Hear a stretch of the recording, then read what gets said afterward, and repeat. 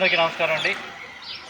ఈరోజు ఎన్టీఆర్ భరోసా పథకం తోటవారిపాలెంలో అందరికీ ప్రారంభించి అందరికి ఇవ్వడం జరుగుతుంది. ఉదయం 6 గంటలకే ఈ కార్యక్రమాన్ని ప్రారంభించాం. వైసీపీ వాళ్ళ దుష్ప్రచారం వికలాంగులకి పెన్షన్ తీసేశారు అని చెప్పడం జరిగింది. వికలాంగులకు ఎవరికి పెన్షన్ తీసేయలేదు. వికలాంగులు అందరికీ కూడా 6,000 పెన్షన్ ఇవ్వడం జరుగుతుంది. కొంతమంది పెన్షన్ తీసేస్తారు అని దుష్ప్రచారాన్ని మీరు ఎవరూ నమ్మవద్దు. చీరాల శాసనసభ్యులు మద్దులూరు మాలకొండయ్య గారు అందరికీ ఆదేశం ఇవ్వడం జరిగింది. అధికారులకి పెన్షన్ ఎవరికి తీసేయట్లేదు. అర్హులైన వారికి ప్రతి ఒక్కరికి ఎన్టీఆర్ భరోసా పథకం అమలవుతుంది. అందరికీ ఇస్తారు.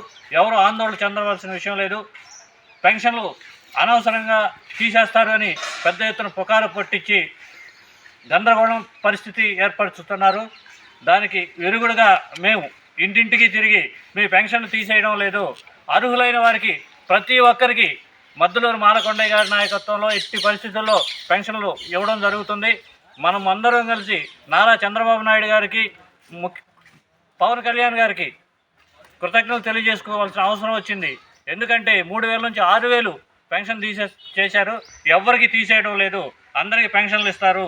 సదరన్ సర్టిఫికెట్ వెరిఫికేషన్ ఇచ్చి ఎవరైతే అనర్హులు ఉన్నారో వారికి మాత్రమే తీసేయడం జరుగుతుంది. అర్హులైన వారికి ఎవరికి కూడా పెన్షన్లు తీసేయలేదు. ఇది ప్రజలందరికీ తెలియజేస్తున్నాము. నమస్కారం.